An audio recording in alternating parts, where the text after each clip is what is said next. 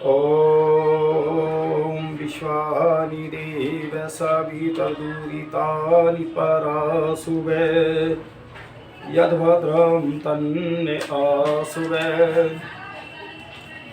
आज मैं आर्यवेद दर्शन पर चर्चा रखूँगा। भारतवर्ष वीरांगना बलिदानी रानी दुर्गावती शौर्य साहस बलिदानी इतिहास। तो देखिए, महारानी दुर्गावती की जो पूजा करते हैं, सारे विश्व के अंदर इसको मनाते हैं दुर्गावती का। ये 9 दिन जो दुर्गा व्रत भी करते हैं और हम बहुत कुछ सब कुछ करते हैं, पूजा पाठ करते हैं। तो इसका आखिरकार उस जो वीरांगना है उसका इतिहास क्या रहा है, जो हम देखते हैं। कहीं शेर की सवारी भी है, उसके 7 हाथ भी दिखाए हैं, 7 हाथों में उसके शस्त्र भी हैं और ढाल कृपाण और धनुष बाण सभी कुछ दिखाया है। तो आज उस वीरांगना के बारे में हम जानेंगे। देखिए, वो वीरांगना रानी दुर्गावती वीर चंदेल सुबाला चंदेल वंश की थी। 1929 की बसंत ऋतु थी। पौधों और वृक्षों पर नई नई कोपलें फूटने लगी थी। खेतों और जंगलों में फूल खिलने लगे थे। हवा में बहारों में और संगति सुगंधित थी। तो ऐसे उसमें बसंत ऋतु में और भी महारानी दुर्गावती का जन्म हुआ था। तो दुर्गावती कितने वीर और बहादुर थी। जब वो लगभग 15-16 वर्ष की हुई, उसकी जो एक सहेली मित्र थी और जिसका नाम था वो महारानी दुर्गावती के, तो वो सहेली के साथ रहती थी। तो इसी उसमें और ये जो स्थान है मध्य प्रदेश में पड़ता है। मध्य प्रदेश के जो उसमें ये क्षेत्र में आता है। तो वो उस क्षेत्र में एक बार शेर का बहुत आतंक था और शेर 12 हाथ का शेर था, जो इतिहास में दिया हुआ है। तो नरभक्षी शेर था 20 गाँव में मध्य प्रदेश के उसमें, और वो काफ़ी लोगों को शेर ने मार के खा लिया। तो उसने देखिए, ये भारतवर्ष की वीरांगनाएं नवयुवतियाँ कितनी साहसी और वीर होती हैं। तो उस दुर्गावती ने अपनी रामचेरी सहेली थी, उस सहेली से उसने कहा कि इतने गांव नरसंहार कर दिया, क्यों ना हम या शेर को मारें।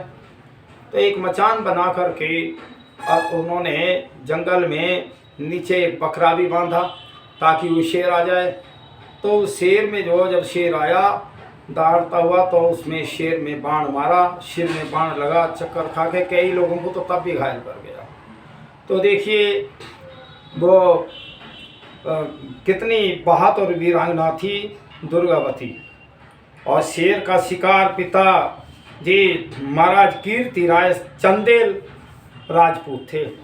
देखिए, दुर्गावती के पिताजी जो थे कीर्ति राय थे और वो चंदेल वंश के थे, राजपूत थे। एक समय ऐसा भी था जब चंदेलों का राज महोबा, कालिंजर तथा उनके आसपास के प्रदेशों पर भी स्थापित था। उस समय चंदेलों की राजधानी खजुराहो हुआ करती थी। देखिए, मैं खजुराहो एक बार मैं मध्य प्रदेश को कई बार गया, लेकिन एक बार तो मैं खजुराहो ही गया था। तो वहाँ मंदिरों को देखा।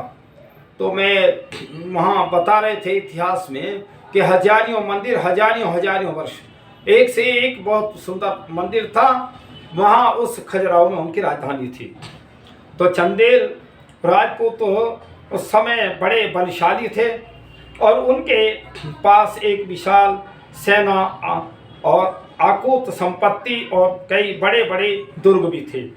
महोबा और कालिंजर के अपने अधीनता में कर ली थी, तो उसमें ये उस वंश की राजबाला थी। फिर किशोर अवस्था में कदम रखते ही दुर्गावती ने घोड़सवारी करना और तीर तलवार चलाना और भाले बर्छी फेंक कर शिकार करना सीख लिया था। युद्ध कला में उसने शीघ्र ही कुशलता प्राप्त कर ली थी। दुर्गावती की प्रिय सखी का नाम था रामचेरी, तो वह प्रिया दुर्गावती के साथ ही खाती पीती और उठती बैठती और मित्रता थी।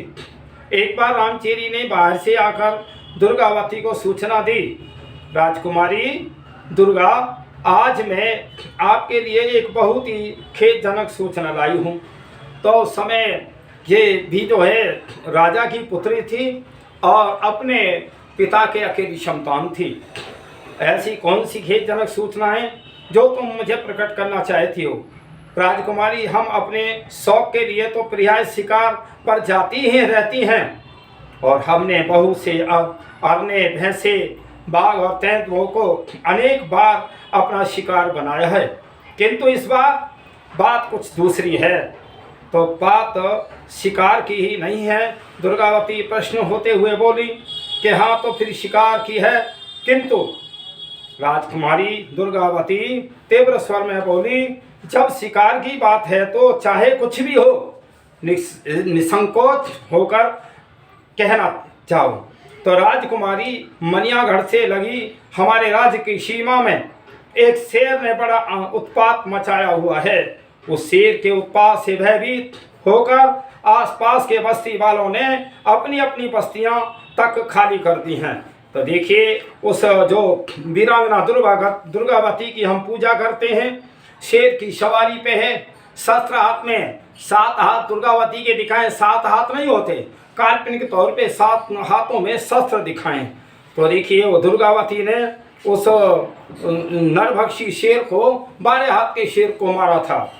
और जब 12 हाथ के शेर को मारा तो उस समय उसकी प्रसिद्धि बहुत हो गई। दुर्गावती की नरभक्षी शेर को मार के प्रत्यक्षदर्शियों के अनुमान और उसकी लंबाई लगभग 12 हाथ थी, शेर की लंबाई, और ऊंचाई भी सामान्य से कुछ अधिक थी। उनके पंजे के एक प्रहार में इतनी शक्ति थी कि वह सरलता से किसी और जंगली भैंसे की मोटी गर्दन को भी तोड़ सकता था।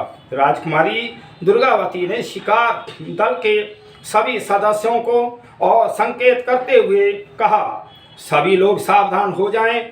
मेरा विचार है कि नरभक्षी अपना शिकार शमान करके अधिक दूर तक न गया होगा, तो शायद वह वहीं कहीं छिपा होगा।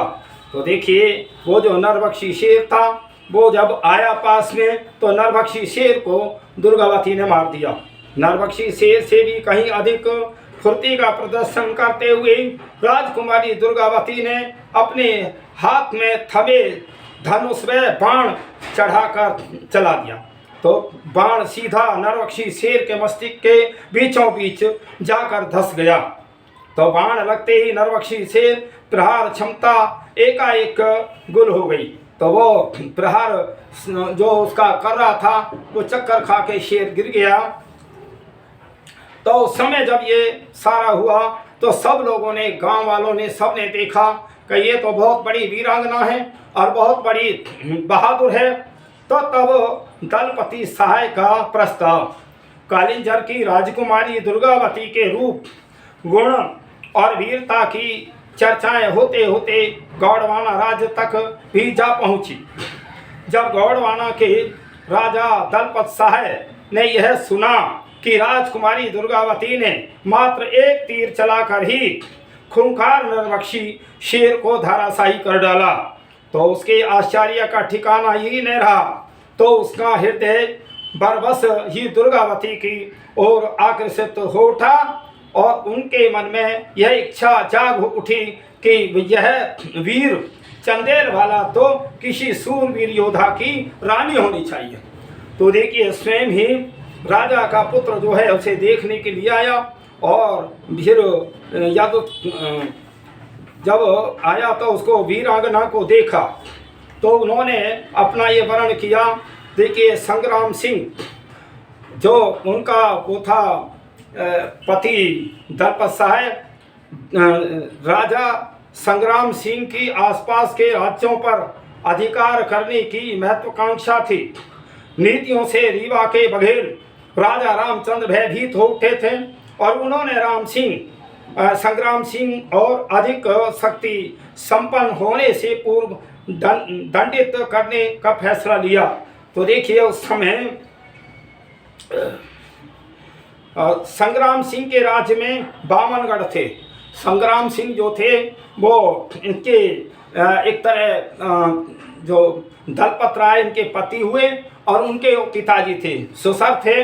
तो उनका कितना बड़ा राज्य था। संग्राम सिंह के राज्य में 52 गढ़, 52 जो किले थे और लगभग 35,000 गांव थे।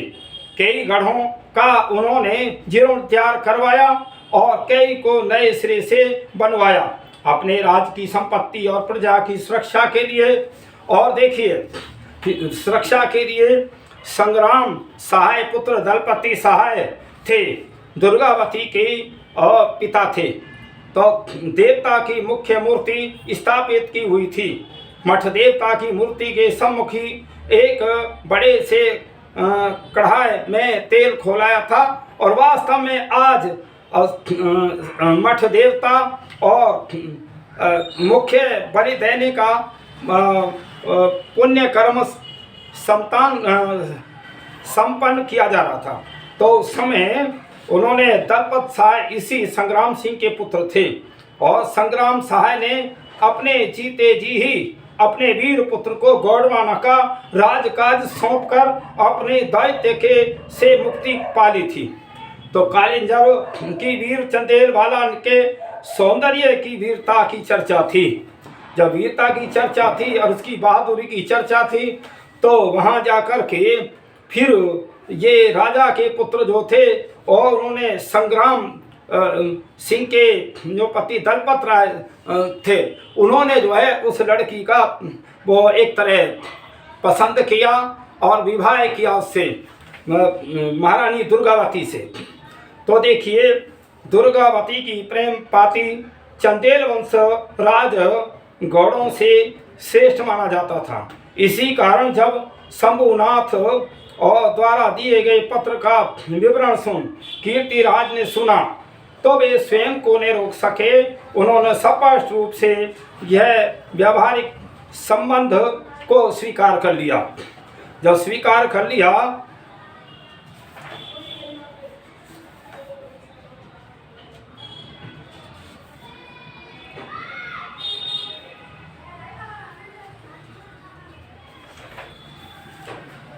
जब दोनों तरफ से विवाह की बातचीत स्वीकार कर ली गई तो देखिए, यहाँ दलपत सहाय संग्राम सहाय पत्र समाप्त होते ही बोल उठे कि जी पिताजी। दलपत सहाय और सम्मानित स्वर से बोले, सेना को तुरंत तैयार होने का आदेश दो। ठीक है पिताजी। तो इस पर बात को अच्छी तरह से समझ चुके थे कि घी सीधी उंगली से नहीं निकलेगा। और इसी जब प्रस्ताव उनका इनके पिताजी का था कीर्ति राय का, तो कोई दूसरा राजा भी जो है वो लड़का वो भी तैयार हुआ। तो कहने का मतलब ये है, उन दोनों का काफ़ी वो हुआ। अंतिम समय में और पिता की आज्ञा दुर्गावती ने संदेश भेजा। राजकुमारी दुर्गावती के संदेश पर ही तो तुम सेना लेकर कालिंजर जा रहे हो। राजकुमारी का पत्र इस बात का प्रमाण है। तो संग्राम सिंह ने पत्र की ओर संकेत करते हुए, और जब आओ तनिक भी विलंब न करो। तो इस तरह जब भाई दुर्गावती और दलपत राय की जो दोनों की बात हो गई तो तब उन्होंने कहा फिर विलंब मत करो। मैं आपकी बात तो भली प्रकार समझ गया। मैं तुरंत ही सेना लेकर कालिंजर आ रहा हूँ। ये मैं महारानी दुर्गावती का इतिहास बता रहा हूँ और वो कितनी वीर और बहादुर थी। ऐसे नहीं है कि तुम पूजा पाठ करो, बहुत सारी उनकी मूर्तियां पूजा पाठ करके इतिहास कोई बताता नहीं। तो मैं ये बताना चाहता हूँ कि दलपत राय अपनी सेना लेकर साथ दुर्गावती के प्रेम में मग्न हुए एक उत्तम हाथी पर सवार झूमते हुए चले जा रहे थे। उनकी सेना में बड़ा उत्साह था और सैनिक अपने सामने आने वाले किसी भी अवरोध को उखाड़ फेंकने के लिए पूर्ण तैयार थे। तो देखिए, दुर्गावती और दलपति सहाय का विवाह, इनके पति का नाम दलपत सहाय था। जब कालीजन नरेश कीर्ति राय ने यह सुना कि गोंडवाना के और दलपत सहाय एक विशाल सेना के साथ आ रहे हैं, तो देखिए फिर इस समय दुर्गावती की आयु लगभग 16 वर्ष थी और उनका शारीरिक गठन स्वास्थ्य बहुत अच्छा था। इतना कि शरीर सौष्ठव की दृष्टि से वह 19-20 वर्ष की प्रतीत होती थी। इतना सुंदर शरीर था कि 16 वर्ष में भी 15-20 वर्ष की दिखाई देती थी। फिर उसके बाद वो मन कर्म से मेरे आप पति हैं। तो जब दोनों का एक मन वचन हो गया तो इसमें दुर्गावती ने और दलपत सहाय को अपना वो पति मान लिया। तो फिर उसके बाद महाराज, आप मेरे पति हैं, मेरे परमेश्वर हैं, आपकी पूजा में मन वचन और कर्म से करती रहूंगी। इसी में मेरा शक्ति और सामर्थ्य निहित है, ऐसे वचनबद्ध करा। फिर महारानी दुर्गावती मैं राजकाज के कार्य प्रबंधन की गहरी सूझबूझ थी। देखिए, वो वीरांगना थी, राज्य भी चलाना जानती थी। उनकी राज प्रबंधन क्षमता से महाराज दलपत सहाय और शीघ्र ही और परिचित हो गए थे।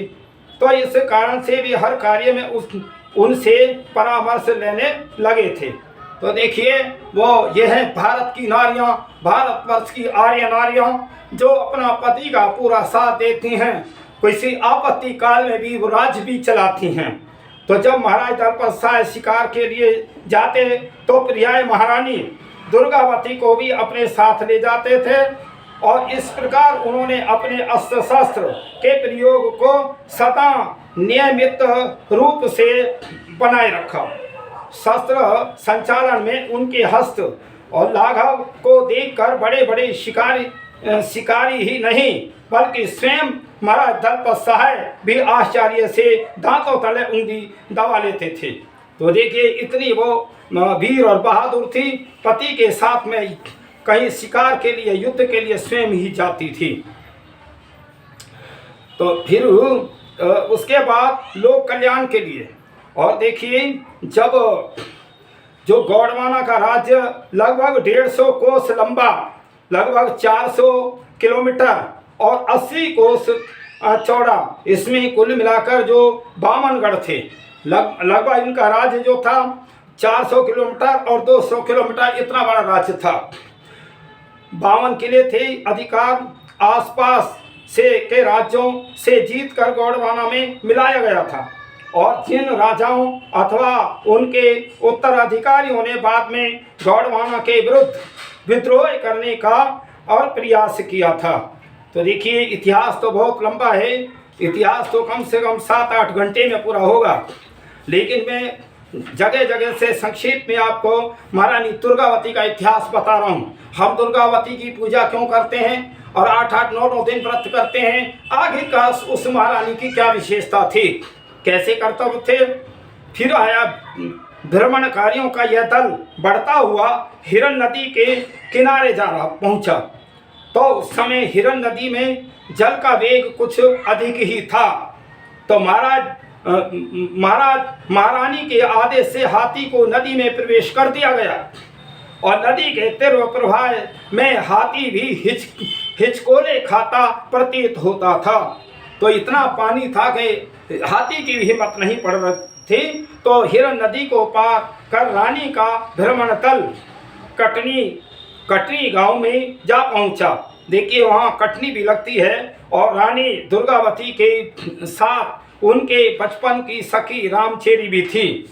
इस गांव में कुछ समय तक दुर्गावती ने आराम किया और ग्रामीण जनों से और उनकी समस्याओं की जानकारी ली। रामचेरी ने पूरे गांव में घूम घूम कर लोगों के सुख दुख को जानने का प्रयास किया। तो यहाँ पर महाराज दलपत सिंह ने सभी लोगों के साथ भोजन किया। देखिए, जब जिस समय महारानी महल के अंदर गई दुर्गावती, तो उन्होंने पूछा अपने पति से कि हमारा राज्य की सीमाएं कहाँ तक हैं और हमारा राज्य कहाँ सुरक्षित है, कहाँ कमजोर है, वहाँ सेना और बढ़ाइए। और इतना ही नहीं, उसकी पूजा ऐसे ही नहीं होती है। और वो महारानी हाथी पे चढ़ करके पति के साथ में वर्षों तक गांव गांव जा करके गांव वालों की समस्याएं मीटिंग करना, उनकी जो है समस्याएं थी उन दिनों, जैसे खाद बीज पानी इत्यादि की सब समस्याएं वो करती थी। उनको जो है उनकी समस्याएं पूरा करती। ऐसे ही नहीं थी ये कि आप ऐसे इसकी पूजा कर रहे हैं। फिर देखिए, फिर भोजन के पश्चात पहाड़ की चोटी पर बना मदन महल तो रानी को आकाश छूता प्रतीत होता था। उसके आसपास उड़ने हुई जैसे गोलों की सफेद बादल सपनों के दृश्य लगते थे। यहाँ पर रानी ने कई दिन व्यतीत किए। तो मदन महल से नीचे देखने पर और संग्राम सागर का जल गहराई में हिलोरे लेता प्रतीत होता था। मदन महल से विभिन्न और न्याय अविराम दृश्यों का अवलोकन करने के बाद महारानी दुर्गावती बाजना मठ गई और वहां पर उन्होंने उस देवता को, तो देखिए, देवता की मूर्ति को श्रद्धा भाव से करबद्ध प्रणाम किया और वहां से यह भ्रमणकारी और दल आगे बढ़ गया। फिर देखिए, फिर वहां और महाराज, तो महाराज मेरे पास महारानी दुर्गावती द्वारा दी गई और बहुमूल्य हीरे मोतियों की माला है। तो वहाँ जो है उन्होंने प्रस्ताव किया और वहाँ ग्रामीण जो लोग थे उनकी सेवा कर रहे थे। उनके साथ में एक दीवान आधार सिंह थे। स्वीकृति से सिर झुकाकर वहीं पास में महारानी दुर्गावती की सहेली रामचेरी भी खड़ी थी और वही महाराज दलपत सिंह से संबोधित होकर बोली, महाराज, इस क्षेत्र के लोग अत्यंत निर्धन और पिछड़े हैं। मेरी इच्छा है कि मैं भी इनको कल्याण के लिए कुछ कर सकूं। तो तुम क्या करना चाहती हो रामचेरी? तो फिर महाराज, मेरे पास महारानी दुर्गावती द्वारा दी गई बहुमूल्य हीरे मोतियों की माला है और इसके अलावा भी कुछ और संपत्ति मेरे पास है। तो मेरी इच्छा है कि मैं विस्तृत और अभावग्रस्त क्षेत्र में एक सरोवर का निर्माण कराऊं ताकि लोगों की जल की समस्या का समाधान हो जाए और साथ ही निर्धन अभावग्रस्त लोगों को कुछ रोजगार भी मिल सके। तो उस समय जो है जो वो रामचेरी और ये सारी सबका प्रस्ताव हुआ। तो उन्होंने कहा कि मेरे पास, उनके पति कह रहे हैं कि दुर्गावती के, मेरे पास दुर्गावती के जो वहाँ से मिला हुआ सोना चांदी हीरा जवाहरात है। तो उन्होंने सब वहाँ लगा दिया। तब निकट के खड़े दीवान आधार सिंह ने कहा, महाराज, यह एक विस्तृत पिछड़ा भूभाग है। तो फिर हाँ महाराज, यह प्रजा खुशहाल होगी तो राज्य में खुशहाली होगी। तो देखिए, ऐसे ऐसे बहुत बड़ा इतिहास है। मैं थोड़ा थोड़ा इनके जो कारनामे रहे उन पे ले रहा हूँ। तो उस समय जितना वो था हीरे जवाहरात सब वहाँ दे दिए और वहाँ की व्यवस्था के लिए हृदय आघात। गौड़वाना में महारानी दुर्गावती का जीवन बड़े ही सुख वैभव के बीच व्यतीत हो रहा था। प्रजाजनों में उनका बड़ा मान सम्मान था और लोग उन्हें दुर्गा और लक्ष्मी का साक्षात्कार अवतार मानते थे। प्रजा के हितों का ध्यान रखते और उनके लिए कल्याणकारी कार्यों को करते हुए दुर्गावती का भी हृदय प्रसन्न था। तो उसमें राजमहल की प्रसन्नता उस समय और भी बढ़ गई जब महारानी दुर्गावती ने एक सुंदर से शिशु को जन्म दिया, बेटे को जन्म दिया और बढ़ गई। इस प्रसन्नता के अवसर पर भांति भांति उत्सव और नृत्य गायन और रंगारंग कार्यक्रमों का हुआ। महाराज दलपत साहेब ने अपने पुत्र के जन्म उत्सव पर दिल खोलकर दान पुण्य किया निर्धनों को वस्त्र और भोजन वितरित किए। पंडितों को, विद्वानों को और गणमान्य और व्यक्तियों की उपस्थिति और बहुत सारा दान किया।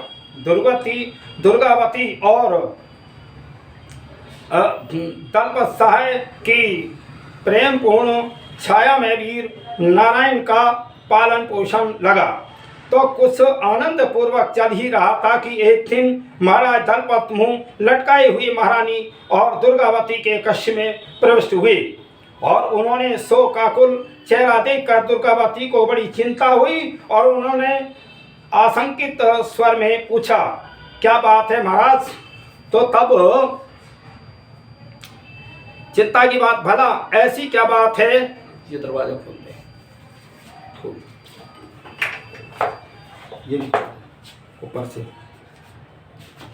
ऐसी क्या बात है? तो फिर महारानी ने कहा, दुर्गावती आशंकित स्वर में बोली कि हाँ महारानी दुर्गावती, आशंका सर्वथा सत्य है। 1 वर्ष तक जब कालिंजर को घेरने के बाद भी शेरशाह उसे विजयी करने में सफल न हुआ तो उसने एक चाल चली। तो देखिए, वो जब भाई राज पे खतरा मंडरा रहा था तो उधर में फिर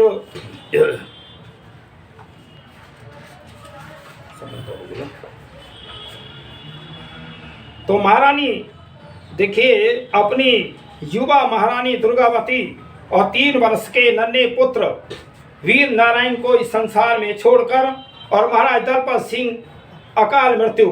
देखिए, उस समय पुत्र की जो आयु थी, पुत्र 3 वर्ष का था, तो उनके पिता दलपत राय का देहांत हो गया और ये देहांत हुआ 1548 में। फिर जब देहांत हो गया तो दुर्गावती बचपन की सखी रामचेरी उनका यह निश्चय जानकर बड़ी चिंतित हुई। पर बहुत चिंता का तो विषय था कि एक तो उनके वो अपने पिताजी के अकेली संतान, फिर पति भी जो है संसार से विदा हो गए और पुत्र भी 3 वर्ष का था। तो फिर अब उस समय बहुत मन में एक वो आई कि मैं भी जो है पति के साथ ही इस संसार से विदा हो जाऊं, पति परमेश्वर के साथ मैं भी चली जाऊं। तो सहेली उस समय सहेली ने समझाया कि एक बात सुन, तेरी मृत्यु के बाद तेरे पुत्र का क्या होगा? तो उस समय कुछ भाई थोड़ा धैर्य बंधाया। फिर उसके बाद जब पति सिधार गए तो बड़ा कष्ट हुआ। जब कष्ट हुआ, खैर पुत्र की आस लगाई थी, तो उस समय उनके क्षेत्र में गौड़वाना की विजय, गौड़वाना का समस्त राज्य कार्य बड़े ही नियमित ढंग से चल रहा था। प्रजा में कहीं भी किसी प्रकार असंतोष न था। गौड़वाना के दीवान आधार सिंह का राज्य भी सुख शांति और समृद्धि को बनाए रखने में महत्वपूर्ण था। और 1555 में बाज बहादुर एक विशाल सेना लेकर गौड़वाना पर चढ़ाई करने के लिए चल पड़ा। और जब बाज बहादुर के विशाल सेना के साथ गौड़वाना की ओर आने का समाचार महारानी दुर्गावती को मिला तो उन्होंने तुरंत अपनी सेना को तैयार किया। गौड़वाना की सेना में हाथियों की संख्या अधिक थी। वह एक उन्नत मस्तक वाले और शक्तिशाली हाथी पर सवार होकर और रण क्षेत्र की ओर चल पड़ी और उनके साथ ही गौड़वाना के वीर सैनिक भी पूरे उत्साह के साथ थे।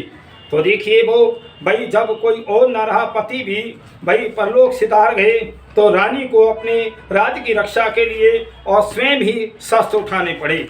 जब उस समय तो ईसाई और मुस्लिमों का शासन था, तो उसने मुगलों से संघर्ष, गौड़वाना के दक्षिण पूर्व सीमाओं के कुछ राजवंश महारानी दुर्गावती की एक विधवा नारी समझकर और निर्बल मानने की भूल किया करते थे। तो इसलिए वो कहे कि भाई अब कोई इसका पति तो है ना, ये तो एक विधवा स्त्री है, क्या युद्ध करेगी। किंतु बार बार बाज बहादुर शाह को मिली पराजय ने इस राजाओं की आंखें अच्छी तरह से खोल दी थी। तो उधर महारानी दुर्गावती के शासन में उनकी प्रजा तथा सरदार सभी लोग स्वतंत्रता और स्वाभिमान के साथ जीवन यापन करते थे। महारानी अपने राज्य में घूम घूम कर प्रजा के सुख दुख का स्वयं ध्यान करती थी और उन्होंने कई बार संपूर्ण गौड़वाना का भ्रमण इसी उद्देश्य से किया था। तो देखिए, वो अपने राज्य में ये देखती थी कोई दुखी परेशान तो नहीं है। ये है असली राजा का कर्तव्य। हमें उस महारानी से प्रेरणा लेनी चाहिए आज के शासकों को। और फिर वीरता के साथ वीर गति। उस समय जब महारानी दुर्गावती को बहुत पहले से ही मुगलों के साथ युद्ध की संभावना लग रही थी, इसी कारण उन्होंने अपने अधीन और बहुत से सामंतों और सरदारों को सावधान कर रखा था। वे अपने पड़ोसी राज्यों से भी सहायता का अनुरोध कर चुकी थी, किंतु कोई भी राजा और शक्तिशाली मुगलों के विरुद्ध महारानी को सहायता करने के लिए सहमत नहीं हुआ। ये आपस की फूट थी। अगर ये आपस की फूट क्षत्रिय वर्ग में ना होती तो हम इतने दिन गुलाम हजारियों वर्ष क्यों रहते। तो उस समय भी जो महारानी के नज़दीक पारिवारिक लोग थे उन्होंने भी महारानी को सहायता नहीं दी और अन्य राजाओं ने नहीं दी। इतनी विषम परिस्थिति होने पर भी महारानी ने अपना धैर्य और साहस बनाए रखा।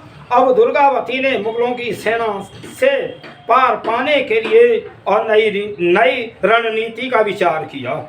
इसी बीच आसफ खां को दिल्ली से और सहायता प्राप्त हो गई। तो इस सेना के बल पर आसफ खां ने बड़े उत्साह के साथ और एक बार फिर महारानी की सेना पर हमला बोल दिया और मुगलों ने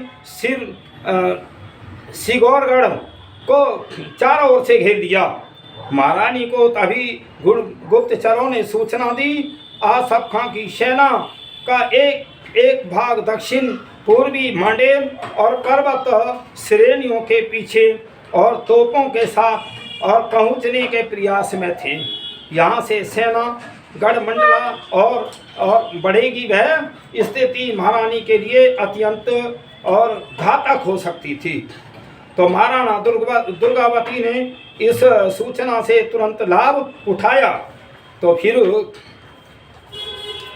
फिर यहाँ आता है, फिर महारानी ने और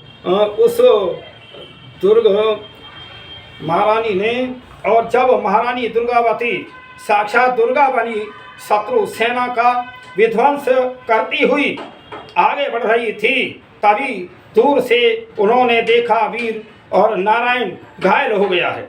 तो उस समय लगभग 15 वर्ष का पुत्र था वीर नारायण, वो भी लड़ रहा था, माँ बेटे लड़ रहे थे। तो उस समय और जब लड़ रहा पुत्र भी अपने कुछ चतुर और विश्वास पात्र, तो उस समय फिर पुत्र के भी जो है मृत्यु हो जाती है। उसके बाद धैर्य ही टूट गया और लड़ते लड़ते महारानी दुर्गावती की आंख में तीर लगे और अंत समय में वो वीर गति को प्राप्त हुई। मैं ये बताना चाहता हूँ, जो व्रत कर रहे हैं वो महारानी का इतिहास अवश्य पढ़ें।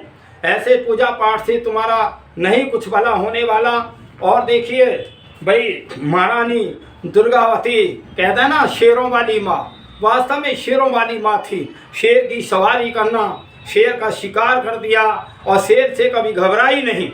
आप देखते हैं भाई, महारानी दुर्गावती की फोटो शेर के ऊपर है और शस्त्र लिए हुए 7 हाथों में दिखाया, हाथ तो 2 ही होते हैं। तो इसलिए मैं ये बताना चाहता हूँ कि हमें उस महारानी से और प्रेरणा लेनी चाहिए अपनी राष्ट्र के लिए, और उन्होंने अपनी राष्ट्र के लिए बलिदान किया। तो हमें ऐसी महारानी की वास्तव में हमें पूजा करनी चाहिए, इतिहासों को पढ़ना चाहिए। तभी आगे चल के हमारे जो बच्चे हैं और आगे जो हमारे राष्ट्र के नायक हैं वो तभी समझने पाएंगे। तो हमें उस महारानी से प्रेरणा लेकर के और आज तो देखो बड़े कमाल की बात है, आज तो हमारे जो लड़कियां हैं वो अभद्र तरीके से और अपनी जो है बेइज्जती या वो सब कुछ करा रही हैं। तो इसलिए अगर हम अपनी शक्ति का उपयोग करें तो मैं कोई दुनिया की ताकत नहीं है जो तुम्हारी तरफ देख भी जाए, कोई उंगली भी लगा जाए। तो इसलिए हमें उस महारानी वीरांगना से और हमें भाई वो सीखना चाहिए कि वो वीरांगना का इतिहास क्या रहा है। अच्छा, एक बात और आती है, लोग वो कहते हैं सनातन धर्म, कि सनातन धर्म पे बहुत बहस चलती रहती है, मैं फ़ोन में देखता रहता हूँ। सनातन का लोग अर्थ ही नहीं समझ रहे। सनातन कहते हैं जो सदा से चला आया है, जब से सृष्टि बनी है तब से चला आया। तब से क्या क्या चला आया है? वैदिक धर्म जो सनातन धर्म है, जिसके अंदर भाई संध्या उपासना यज्ञ हवन करना, वेदों को पढ़ना, ये जो है सनातन धर्म है, ये सदा से चला आया है। अब कोई यही सबके लिए मान्य होगा कि भाई सनातन धर्म जो सदा से चला आया, वेदों की पूजा पाठ और वेदों का सत्संग, ना कि जो है ये मूर्ति पूजा सनातन, ये सनातन नहीं है, ये तो बाद में चली है। तो ये मैं जो भी लोग भ्रमित हैं, वो वेदों को पढ़ना पढ़ाना और यज्ञ आदि करना कराना, संध्या करना, परमात्मा का ध्यान करना, ये सनातन धर्म है। ये सनातन धर्म में आता है, सभी को करना चाहिए, अच्छा कार्य है। तो मैं अब देखिए, मैंने थोड़ा सा विचार उस वीरांगना पे दिया, जो वीरांगना देश की आज़ादी के लिए, राज्य की आज़ादी के लिए जिसने बलिदान दिया। मैं कहता हूँ जो व्रत कर रहे हैं उस देवी का इतिहास अवश्य पढ़ें, मेरी वीडियो को अवश्य सुनें। हालांकि ये वीडियो तो कुछ भी नहीं है, इसका इतिहास तो इससे भी 10 गुना है, पर 10 गुना वो वीडियो में नहीं आ सकता, इसलिए मैंने जगह जगह सार सार रखा है। और इसको जो है अवश्य ही भाई, मैं तो ये परमात्मा से कामना करता हूँ, हे प्रभु भारतवर्ष आर्यवर्त देश में ऐसी आर्य वीरांगनाएं होती रहें। भाई आर्य वीरांगना होती हैं, लक्ष्मीबाई भी ऐसी थी, और बहुत सारी वीरांगनाएं होती रही हैं और होती रहेंगी। ये भारतवर्ष आर्यवर्त देश, ये आर्यों का देश है, और ये यहाँ तो आर्य कन्याएं और सभी जो अपना बलिदान देने के लिए धर्म की खातिर जो तैयार रहते हैं। इसीलिए मैं परमपिता परमात्मा से कामना करता हूँ, हे प्रभु सारे विश्व के अंदर अच्छी अच्छी आत्माएं आएँ और अपना जीवन का बलिदान दें या विचार दें, तो सारे विश्व के लोग शांति के मार्ग में आएंगे और ये अशांति खत्म होगी। तो मैं सभी से करवत प्रार्थना करता हूँ, उस महारानी के इतिहास को अवश्य पढ़ें और उस जो बलिदानी रही है हमसे उससे प्रेरणा लें। मैं सभी भाई विश्व के लोगों को मैं ये कहता हूँ, प्रार्थना करता हूँ। मैं इतना ही कह करके ओम शम।